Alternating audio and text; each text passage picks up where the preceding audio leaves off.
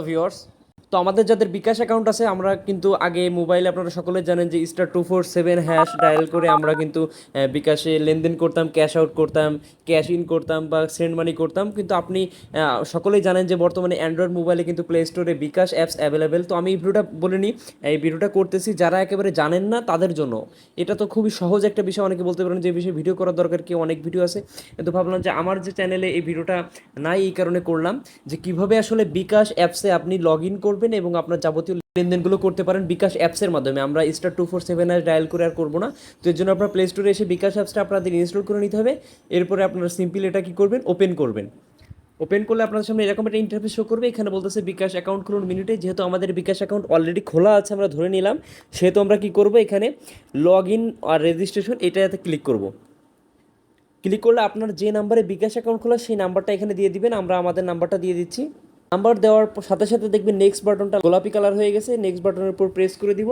কিছুক্ষণের মধ্যে একটা ভেরিফিকেশন কোড আমার এই মোবাইল নাম্বারে আসবে এবং সাথে সাথে এটা অটোমেটিক্যালি নিয়ে নিবে। তো আমরা এখানে অ্যালাউ দিয়ে দিলে অটোমেটিক নিবে, অথবা ওই যে উপরে SMS দেখে আপনারা কিন্তু বসাতে পারেন।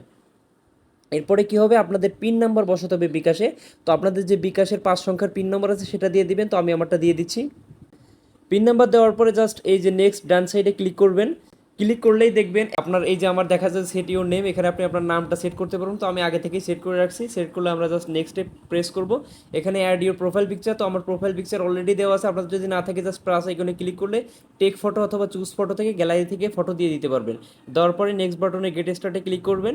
ক্লিক করলেই আপনাদের সামনে ঠিক এইভাবে ইন্টারফেসটা শো করবে। তো এইভাবে কিন্তু আপনি আপনার বিকাশ অ্যাপসে লগ ইন করতে পারবেন। এইখানে দেখুন ওই যে উপরে আমার নাম এমডি শাহরুখ হোসেন, এখানে ট্যাব ব্যালেন্সে ক্লিক করলে আমার ব্যালেন্স দেখাচ্ছে আপাতত 43 টাকা আছে, এখানে ব্যালেন্স দেখতে পাচ্ছি।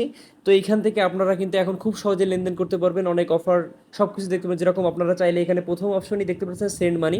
এখানে আপনি কোন নাম্বারে সেন্ড মানি করবেন সেই নাম্বারটা সিলেক্ট করবেন, টাকা বসাবেন, দেন চেপে ধরলেই কিন্তু সেন্ড মানি হয়ে যাবে। এরপরে মোবাইল নিয়ে রিচার্জ করতে পারবেন। আপনি আপনার নিজের নাম্বারে মোবাইল রিচার্জ করবেন, কত টাকা করবেন, চেক অফারগুলো চেক করতে পারবেন ইত্যাদি বিষয়ে। এরপরে যদি আপনি ক্যাশ আউট করতে চান, এই যে 3 নম্বরে ক্যাশ আউট অপশন আছে, আপনি সেই কাঙ্ক্ষিত নাম্বার অথবা tap two scan QR code, এখানে সেটিংস ক্যামেরা পারমিশন দিয়ে নিব। দেওয়ার পরে তাহলে আমরা সেটা এই দোকানে স্ক্যান করেও আমরা কিন্তু ক্যাশ আউট করতে পারবো। তো এইভাবে খুব সহজে আপনি বিকাশ অ্যাপসে লগ ইন করে আপনি আপনার লেনদেনগুলো চালিয়ে যেতে পারবেন। তো আশা করি ভিডিওটা বুঝতে পেরেছেন। ধন্যবাদ সকলকে।